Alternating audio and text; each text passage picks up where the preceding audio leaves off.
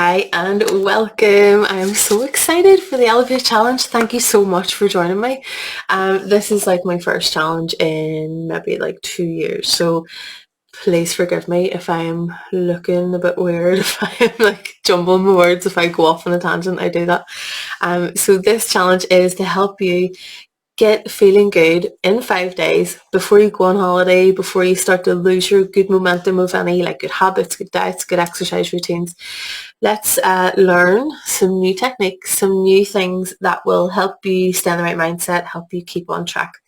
So the first day that I have planned here, a lot of this is going to be focusing on how we can use our breath, how we can maximize and enhance what we're already eating and what we're already taking, and how we can open our heart. And the reason being behind the heart thing, obviously, the diet is always going to be good for you, but when we work from a heart space, things feel easier. We move through things with love. We are, less stressed about things, and we can kind of see the good in everybody. It's a lot easier to move through life with a nice open heart. And obviously with the breath, there is so much that we can learn from the breath and learn how to use it. And breathwork is definitely like my nerdy thing. I absolutely love teaching people about how they can use your breath. So bear with me while I geek out. Day one, I am going to give you a bit of an introduction on like breathwork, why it's important, how we're actually probably breathing wrong. Right? Okay, you're probably going, what the fuck? But we probably do. The most of us are heavy mouth breathers. Most of us are breathing too shallow, breathing from the chest. So there's lots of wee small things you can do that make a massive amount of difference. So this is day one. I've just put some lip gloss on, so I feel like my mouth is very wet. So if I keep touching my mouth, that's why. So what we're going to learn about today is how to breathe to achieve optimum health and wellness. Now, I do have notes that I'm reading from because I tend to go off on a tangent, and I just want to make sure that I'm following. So if you see me looking away from the camera, that's why. So we'll begin with the famous Lao Tzu. 600 BC, he was living and speaking all these amazing things and teaching ancient wisdom. 600 BC, this is from, right? What he says is a perfect human breathes as if they're not breathing at all. Okay, now what does that mean? When we look at nature, okay, we look at like animals in nature, we look at who lives the longest, who lives the shortest, what kind of life quality do different animals have. When we look at the breath, there are animals out there who would only maybe take 4 to 6 breaths a minute. And now let me go back to my notes here. So a whale breathes 4 to 6 breaths per minute and can live around 100 years, right?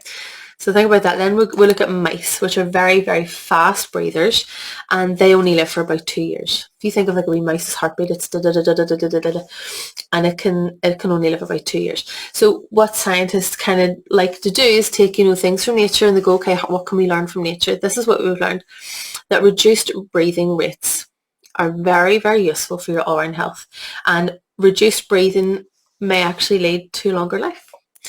There was a study on an animal called a naked mole rat. Those like really ugly looking things. They've got no hair at all. They've got no eyeballs. They're really weird looking creatures.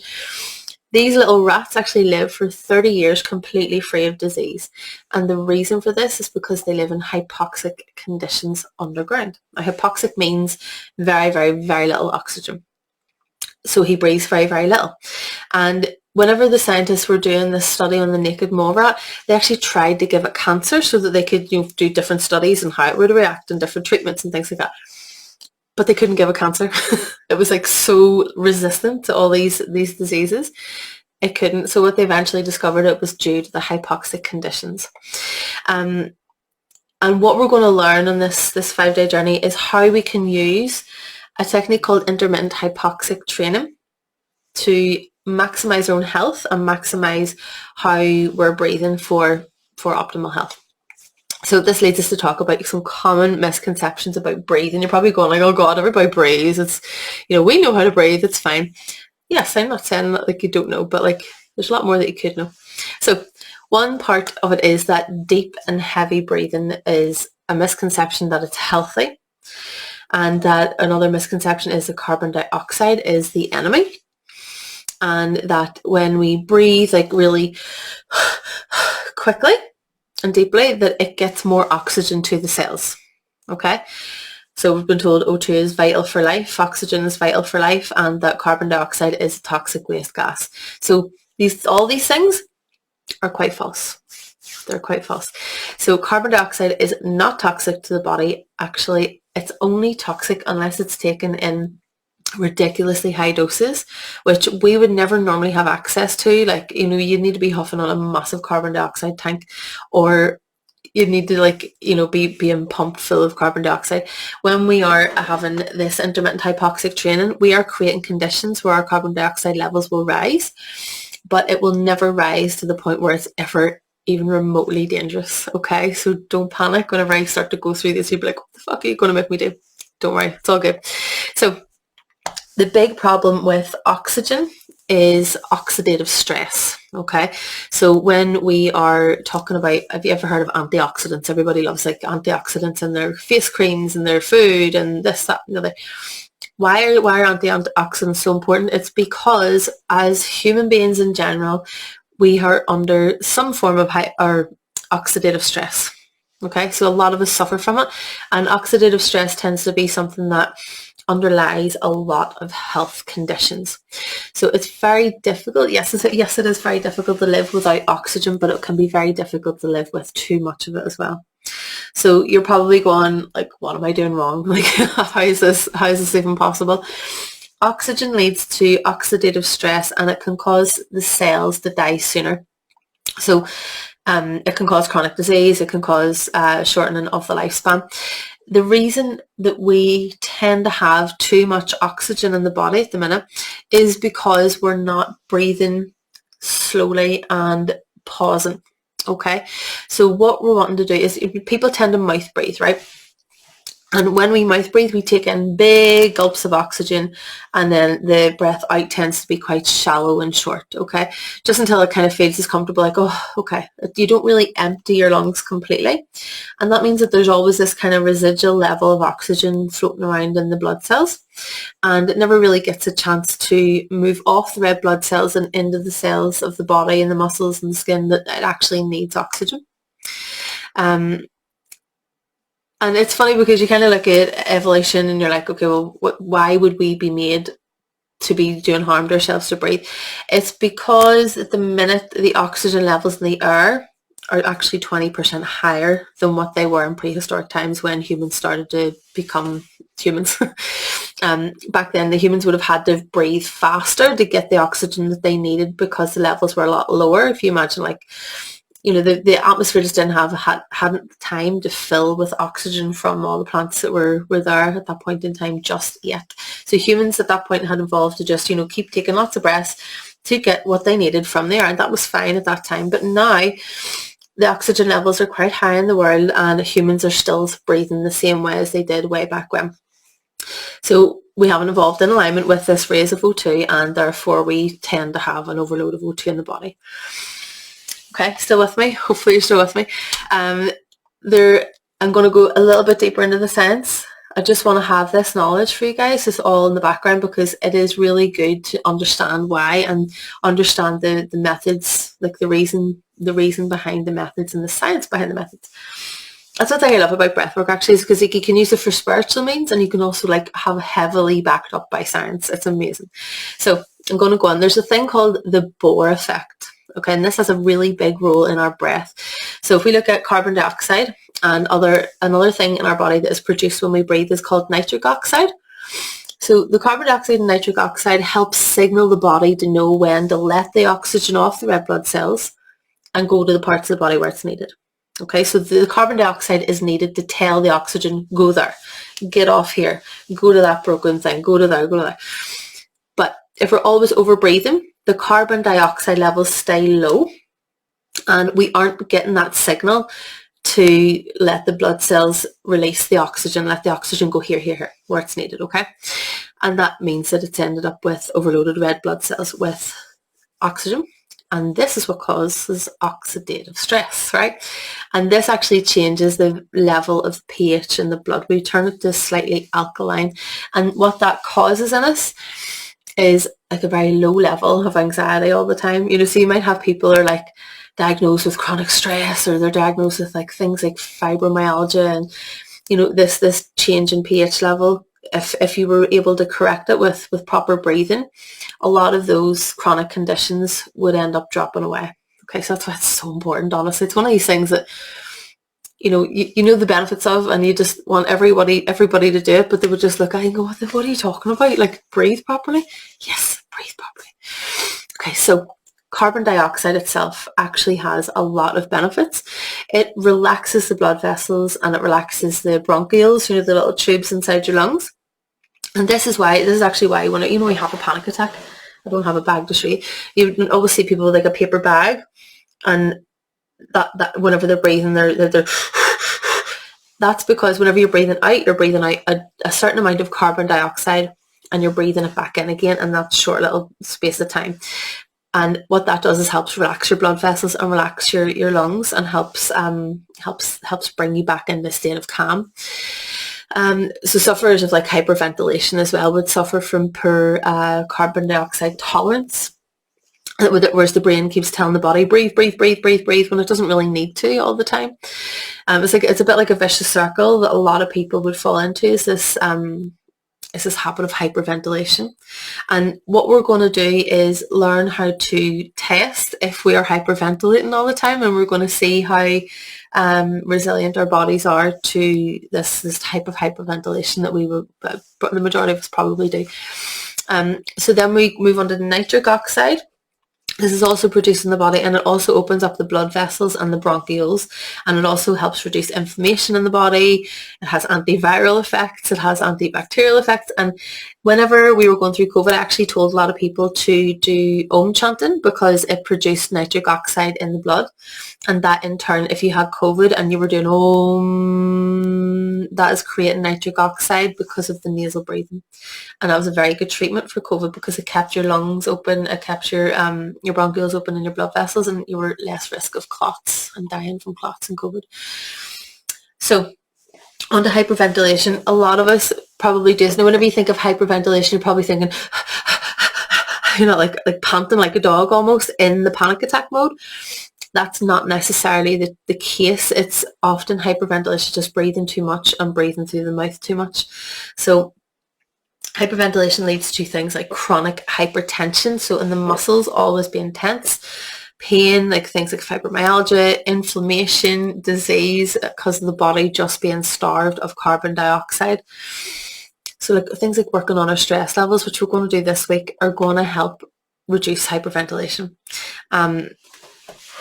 So there's a lot of things that we're already doing, like this hyperventilation that we're maybe doing ourselves a disservice by just breathing incorrectly. So one of the other major things about breathing that I want to talk about is mouth versus nose breathing. Okay, I tend to breathe, like naturally would breathe through the mouth. If I was sitting watching TV, I'd be like, hanging my jaw open, just because I've always got like hay fever. I've always got like kind of heavy sinuses. So I have to remind myself, breathe through the nose. And it's really important that we breathe through your nose, guys. It's so important, because whenever you're breathing through the nose, you probably already know this, but it bears repeating. You've got that filter from the air through your nose, what's going into your lungs and your bloodstream, so filtering out any germs because of the mucus up your nose. You're also getting to create the nitric oxide because of the pressure, of the air coming into your nose. It's forced into very small cavities, and then brought back down into slightly bigger, your bronchial tract. I can't remember the words. And that creates that nitric oxide that we were talking about. And Om chanting and humming is very beneficial, because it creates 7 times more nitric oxide than just normal nose breathing would. Okay, so number one, definitely breathe through your nose. So you're getting a little bit more nitric oxide, but humming ramps it right up, and that is an amazing thing to help calm your vagus nerve. Breathing through the mouth, then, if you think of your breathing through the mouth, you don't have any filter. You'll get your mouth dried out, your throat dried out. You'll probably be prone to like throat infections, tonsillitis, like I was. Like I grew up living on flipping antibiotics because of tonsillitis, and I just didn't know to keep breathing through the mouth. So maybe you're watching this. If you're watching this, please put in the comments, yes, I'm resonating, or like, yes, this is me. I want to see like who's already doing these things, because I'm really interested to see how you feel once all this is done and once it's all dusted. So that's a little bit of the science behind why. So we've got like oxygen levels are a lot higher now. We are taking in a lot more. We're also taking even more oxygen in by mouth breathing, by having that like big gulps of air. You know, your mouth is a lot bigger than your nostrils, so you're not getting that slow draw of air. It's a big and then we've got the benefits of carbon dioxide and nitric oxide as well. So it all contributes to a calm and settled system, and it helps us, balance our parasympathetic and our sympathetic nervous system. So if you don't know what that is, that's one is your fight and flight response, and the other is your digest and rest response.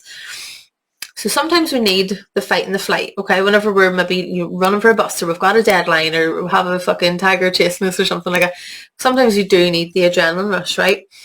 And that's okay. But what tends to happen nowadays in our society is that we are watching horror films all the time. We're watching murder mysteries. We're reading horrible things in the news. We're listening to terrible songs that are all about, poor me, I can't live without you.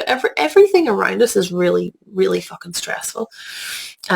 So just by having all that, like you're passively ingesting all that, that is going to kind of slowly creep up your stress levels and your fight and flight response and have you living up here.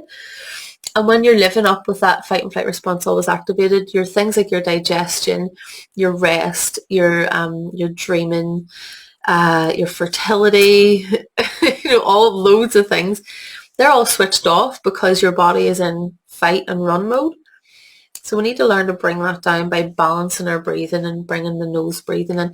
The rest and digest response can also be, you can also have too much of that as well, where you get to the point of apathy and you can't be arsed doing anything and you're just feckless about everything you do. You couldn't care less. We don't want that. Sometimes that's okay as well, but we don't want that. We want to live in this nice balanced state where we have our body is calm enough to rest. It's calm enough to digest our food properly. It's calm enough to process everything that's happened through our dreams and our sleep. So this is why breathing is so important, because when we have these things in balance, everything else falls into place. Okay. Like what other things that we're going to learn about this week is things like our omega-3 levels, our gut health, things like that, all those basic things that once we get those right, everything else will fall into place. So coupled with the breath, the diet, the heart opening, you're going to be feeling amazing if you follow all the instructions. Okay. So there was so that's the science out of the way. Right now we're getting to the actual technique. If you're still here, well done. There was a very famous doctor called Dr. Buteyko, and he came up, you probably heard of the Buteyko method, and that's one of the original breathwork techniques that was actually used in a therapeutic setting in the medical world. So Dr. Buteyko said that a healthy person should breathe 10 to 15 breaths a minute with a little pause in between. Okay, so what we tend to breathe like now is maybe not even that deep. You're probably in, out, in, out, in, out. That's the way we breathe. So what Dr. Buteyko says is we're breathing in, pause, out, pause, in, pause. So it's just very slow, relaxed. There's no like rush to just nice. Chill, breathe, 15 to 10 minutes or 10 breaths a minute. So that leads us to measure how we're actually breathing right now. I want to show you something called our breath hold time and how to measure your breath hold time. This was something that was invented by Dr. Buteyko, but it's been used by medical practitioners ever since because it's a really accurate measure for the current state of your health. Most people at the minute, their breath hold time is generally 30 to 40 seconds. Okay, so most healthy people. Dr. Buteyko does recommend to try and get your health to a certain level where you're breathing or you're able to hold your breath for 40 seconds. Now, I'm not talking about you breathe in and you go and then you're holding and you're counting like that. This is a breath, this is a count with the breath out. Excuse my computer dangling. So don't be freaking out if you're like, oh my God, I can't hold my breath out that long. You can. You actually can. Don't be scared. Don't be like going, oh, Jesus is another one of these terrible things. You can do it, and it will dramatically improve this whole week. Whenever you take your first breath hold, time, whenever you measure the first one, it will be the lowest that you will ever have seen, because the next time you try it, it will be slightly better. Guaranteed. And doing this is training your body in that thing I was telling you about called intermittent hypoxia training. Okay. So he recommends people to be above 40 seconds hold. So don't be panicking if you're not there now. You will be able to improve it. So it's only really when I really can't wait to see your breath hold times. When you're below 15 seconds is when you really got to be concerned. It's a very low health indicator. And so if you're just below 30 seconds, this week will really help you improve that. And it'll just help you improve your overall health just through the breath, because of how we're enabling the oxygen to jump off the red blood cells. We're improving our body's resilience with carbon dioxide. We're bringing in all that relaxation that comes with our carbon dioxide levels going up, and the nitric oxide as well. So see, this is why it's all pieced up. So if you are able to hold over 45 to 50 seconds, that is like super yogi health, right? You'll have much less risk of disease, of inflammation, of pain, of like chronic illnesses. You're going to have higher energy. You're going to feel more, more energetic, better well-being, better moods, and even better thoughts. But a low breath hold time actually correlates to nervousness, irritability, and anxiety, and that is because of that pH level in the blood being slightly alkaline because of too much oxygen, because of oxidative stress. Okay, you're seeing how it's all pacing up now. So what we do, this is how we do the breath hold time. Now it's really important that you do this first thing in the morning. If you're watching this, I'm recording this obviously the night before. I'm recording this on Sunday night because I have to take children to the zoo tomorrow, and I can't do it first thing in the morning. So I understand that you might be watching this maybe like your lunch break or something. So if you're not watching this the crack of dawn, don't be panicking. You'll just know this for the days ahead. So you will always measure this in the mornings to follow. If you're already watching this, you probably are already watching this whenever you've wakened up and you've been up and about doing your stuff. Measure it before you go to bed. Okay, so the most important times, within 5 minutes of you waking up and as you're going to sleep at night. Okay, and the reason that you do this is whenever you wake up, that is actually the point in the day where you're most likely to be hyperventilating, because you're just woken up, your body is just coming around to, okay, here's the day, here's what's going on around me, I've just come out of a sleep, you're just readjusting. So your body will most likely be hyperventilating. Not that you wake up like, but you will be breathing a lot heavier. So we do this the first thing in the morning. So what we do is I'm just making sure I've explained everything properly. So you can do this whenever you wake up in the morning. You sit up with your back straight, just even in your bed, right, or just on the edge of your bed. And what you're going to do is just going to breathe into the belly, which just means that your belly should move out whenever you breathe in. Okay, so it's just move like your belly is filling up like a balloon. Try not to make your chest move, okay? It should always be your belly moving whenever you're doing this. Okay, so breathe your belly, breathing in, your belly goes out. Okay, so just take a few minutes, a few moments, bring yourself into normal breathing rhythm. Only your nose breathing, from now on with all of this, okay? So you're going to breathe in and breathe out normally, and then pinch your nose on the out breath. Before you take a breath in, you pinch your nose to stop yourself from breathing back in again, okay? So you start your stopwatch the second you pinch. Have it on your phone. Pinch. And then you hold your breath until you get that first urge the first strong urge to breathe, okay? Your body is probably just so used to breathing this way, that whenever you break that pattern, your body might go, oh shit, you have to breathe. So once you get that first you really need to breathe, take a breath in, but you shouldn't be like gasping like a big, you should not be doing that. Once, if you're breathing that way, then you've gone too far into the hold, you've gone for too long. So you might feel like a heat generating in your body. You maybe want to really to breathe in. So in, out, pinch, start the clock. And then, it's hard for me to say because I'm trying to talk and explain at the same time. Whenever you feel like you really, okay, now I need to breathe in. Just take an easy, the breath in should be a nice easy, like that. Not a, not a big panicky, Okay, so let's, I'm actually going to do mine right now. It has been ages since I measured it. Hold on, I'm going to get a stop clock up now. Oh, sweaty. Right, okay, so countdown, not a countdown. Stopwatch. Okay.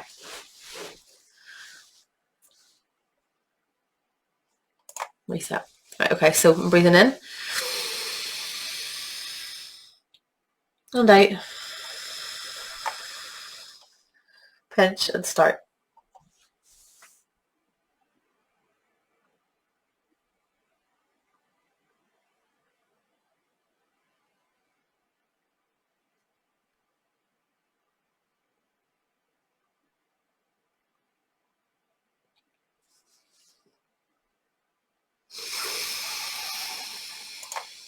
So it was like 22 seconds.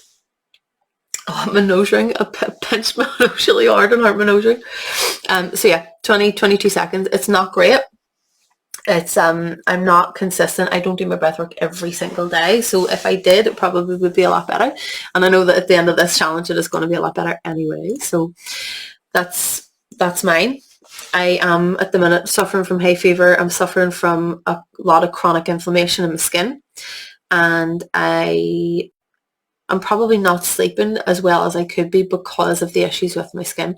So what you're going to find is whenever you do this breath hold time, if you do it in the morning and the night, if they're both the same-ish, maybe give or take 1 second or 2 seconds, that'll be a good indicator that you're sleeping well.